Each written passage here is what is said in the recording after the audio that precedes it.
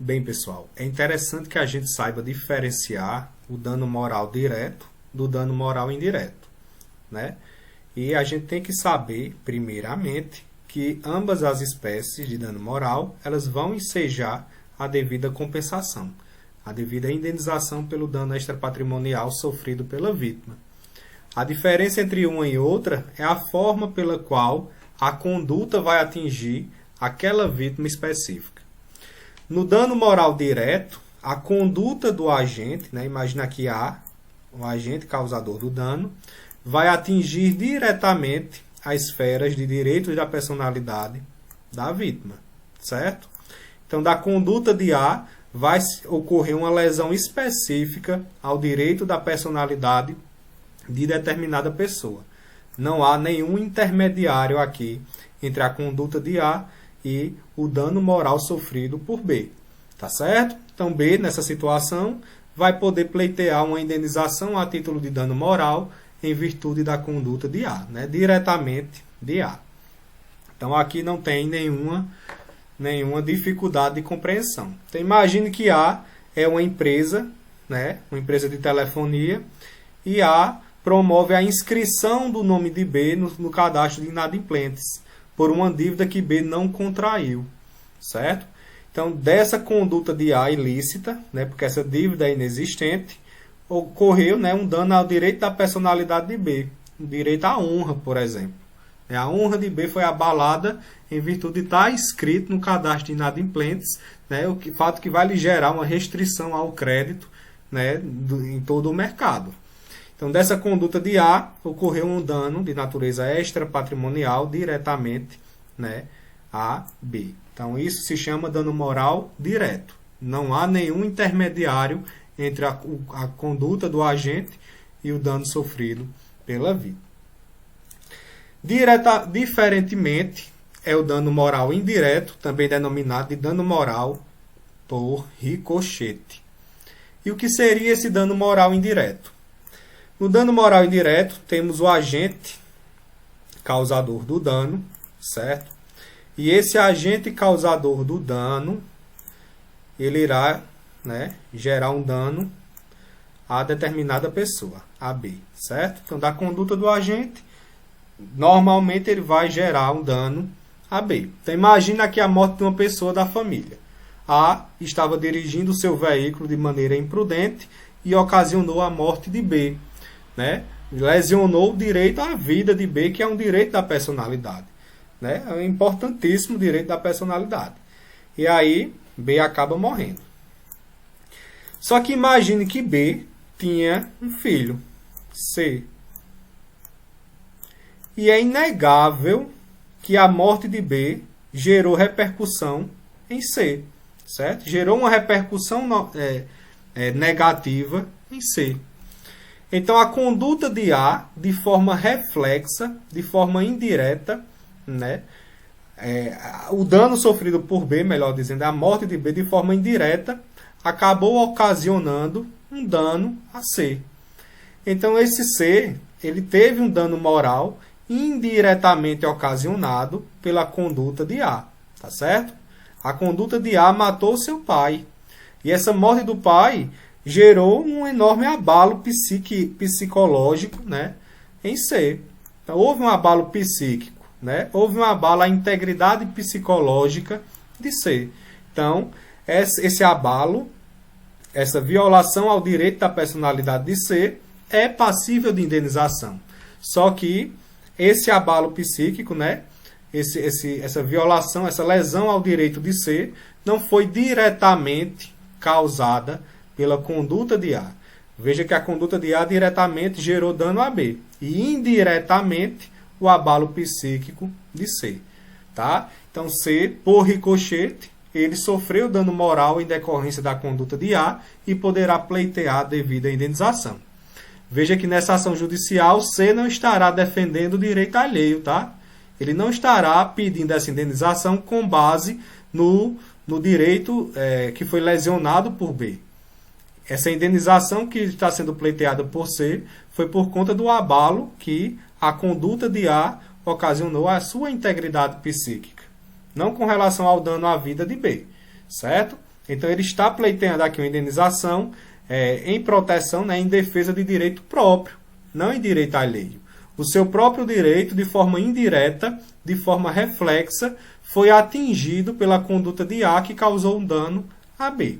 Tá certo? Então, esse dano moral indireto, esse dano moral por ricochete, também é admitido no nosso ordenamento e também é indenizável, certo? E é aquele que vai atingir uma pessoa de forma reflexa. É o dano que atinge uma pessoa ou coisa e depois disso repercute na esfera de direitos da personalidade de outra pessoa. E essa outra pessoa terá sim o direito à devida compensação. Ok? Além dessa diferença de dano moral direto e dano moral indireto, é preciso que a gente compreenda como é que se realiza a prova do dano moral, certo? E esse dano moral, de acordo com sua prova, ele pode ser classificado em dano moral provado ou dano moral subjetivo. Também ele pode ser classificado também em dano moral objetivo, presumido ou in re ipsa. Quando a gente trata do dano moral provado, a gente trata daquela necessidade de se comprovar a lesão ao direito da personalidade para que essa vítima tenha o direito à devida indenização. Se ela não comprova o dano moral, se ela não comprova essa lesão ao seu direito da personalidade, ela não terá direito a essa indenização. Da mesma lógica que a gente viu lá no dano patrimonial. E um exemplo a gente também já viu, né, anteriormente na aula de hoje com relação ao descumprimento contratual. A gente estudou que o mero descumprimento contratual caracteriza mero aborrecimento, de acordo com a jurisprudência pátria. E se é mero aborrecimento, não é dano moral, não configura uma lesão a direito da personalidade, ele não dá ensejo à indenização por dano moral. Para que haja o direito à indenização por dano moral, o que é que a vítima do descumprimento contratual tem que fazer? Ela tem que provar que desse descumprimento contratual houve uma lesão ao seu direito da personalidade. Aí sim ela terá direito à indenização por dano moral. Então vejam que na possibilidade de descumprimento contratual, para que haja o direito a uma indenização por dano moral, a vítima vai ter que provar que desse descumprimento houve uma lesão ao seu direito da personalidade. Houve um dano moral específico decorrente desse descumprimento.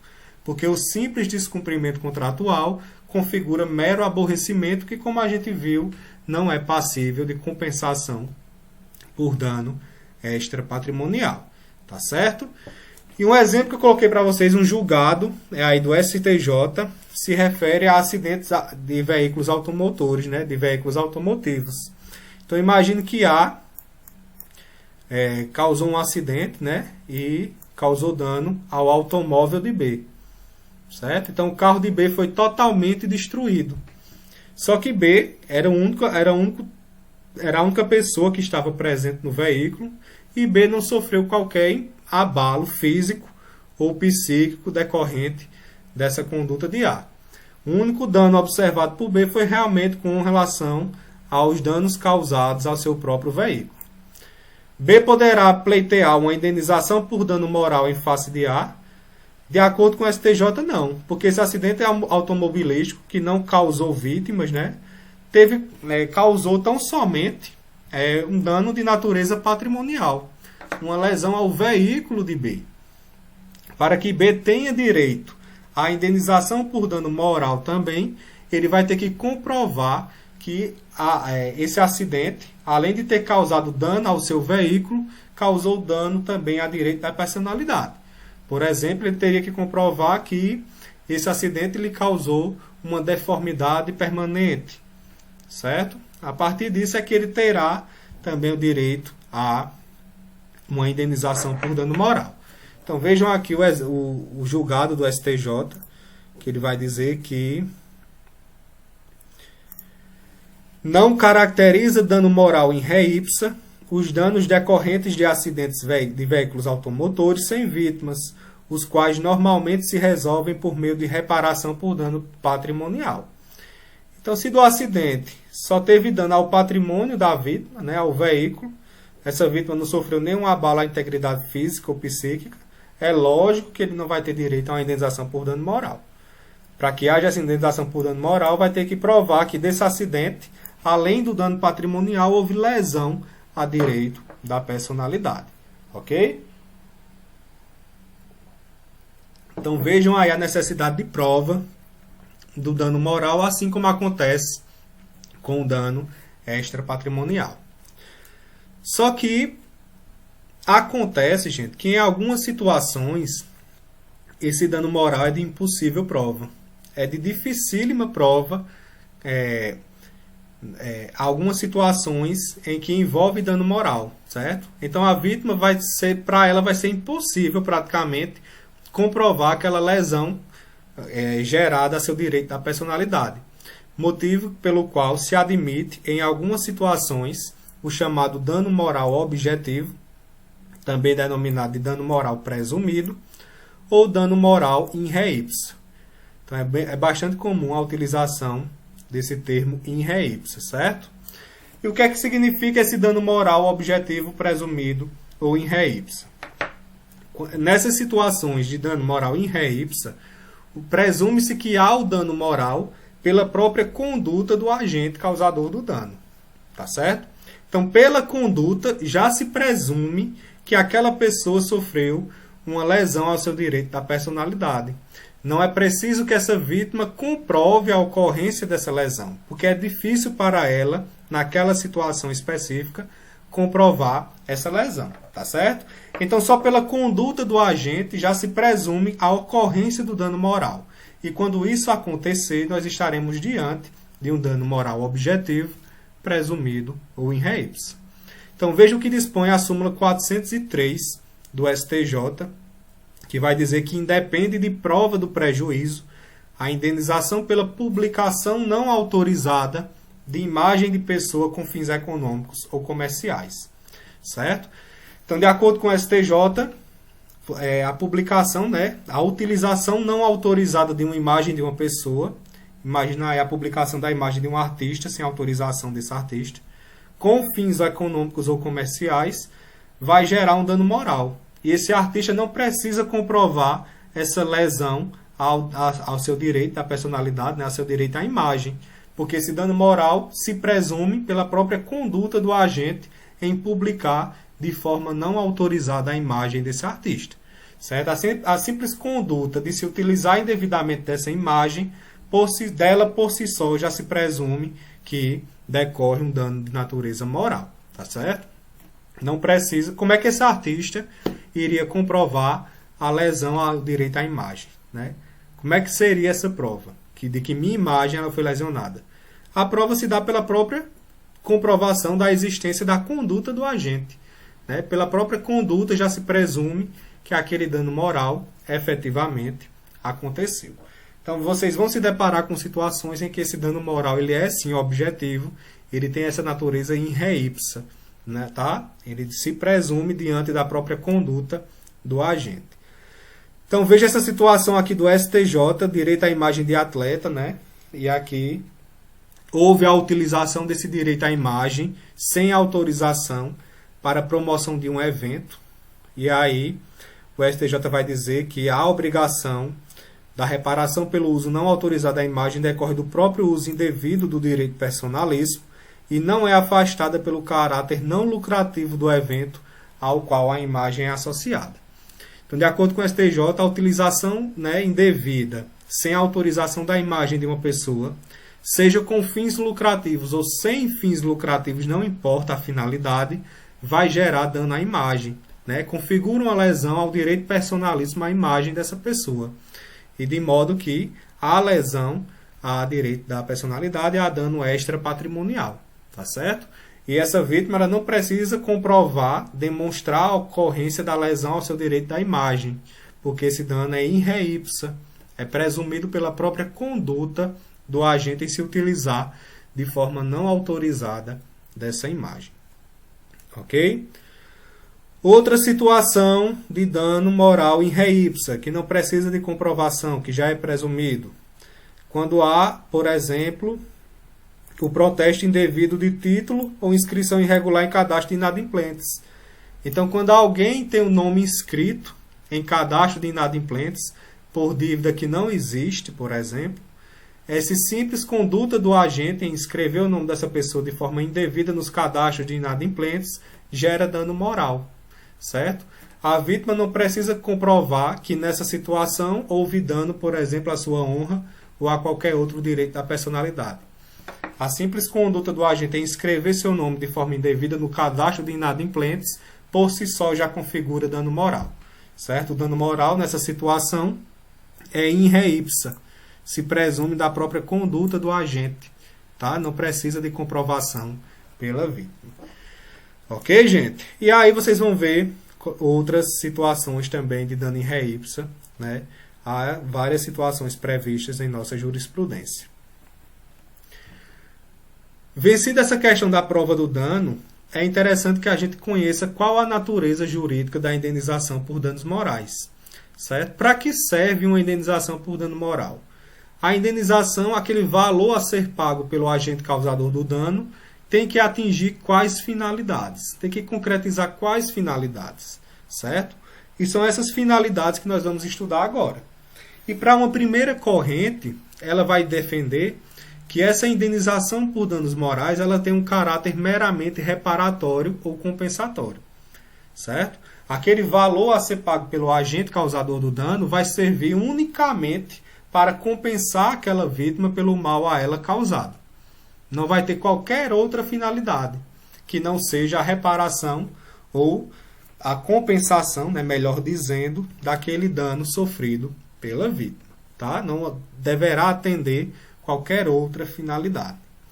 Só que uma segunda corrente, e essa segunda corrente é adotada lá nos Estados Unidos, ela vai defender que a finalidade da indenização por danos morais não é compensar a vítima pelo mal causado, mas é punir o agente causador desse dano moral.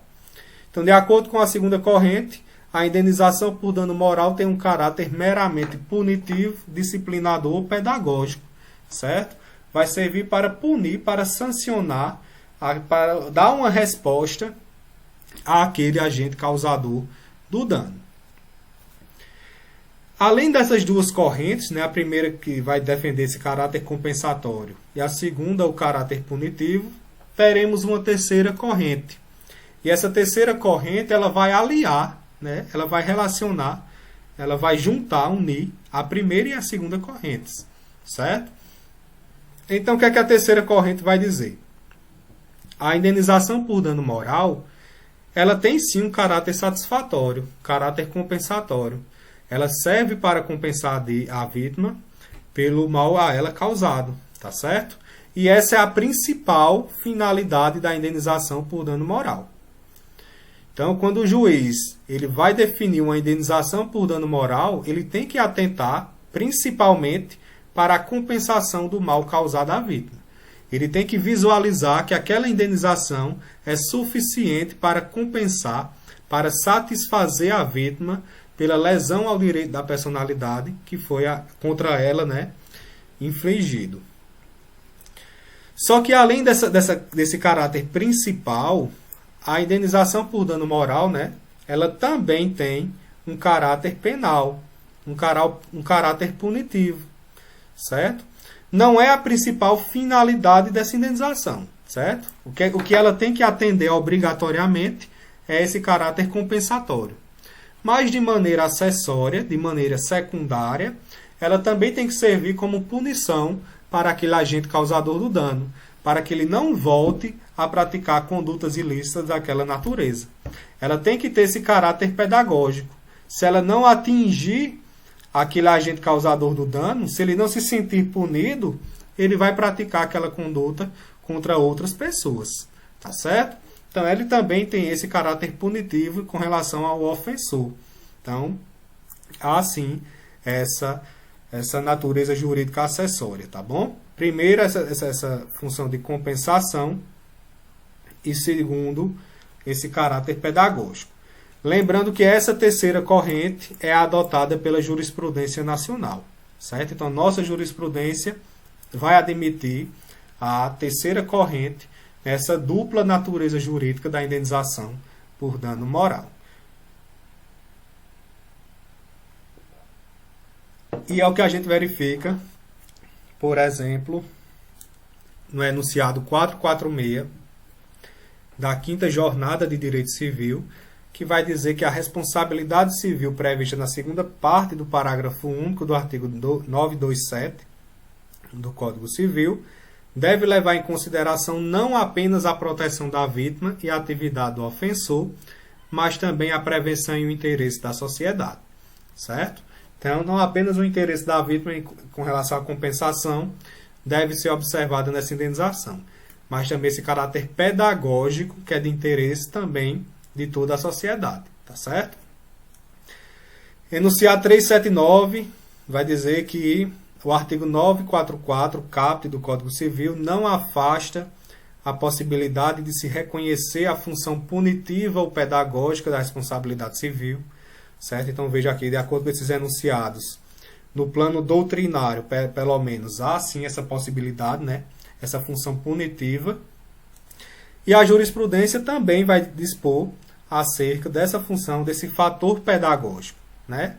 Então vejam nesse julgado, com relação a dano moral relativo a cadastro de inadimplentes, uma inscrição indevida, como no exemplo que eu dei para vocês, né? E aqui o STJ vai dizer o seguinte: o quanto indenizatório não deve ser reduzido se fixado em patamar que, além de proporcionar ao ofendido compensação capaz de confortá-lo, então olha aqui, ó, natureza compensatória, a indenização tem que ter esse caráter de compensação capaz de confortar o ofendido pelo constrangimento psicológico e moral ao qual foi submetido. E também vai ter o caráter pedagógico, né, ó, e o fator pedagógico e punitivo, para que o ofensor reanalise sua conduta. Então vejam aqui a jurisprudência do STJ admitindo a terceira corrente, né, a qual vai unir o caráter compensatório, que é o principal, e o caráter punitivo, que é o acessório.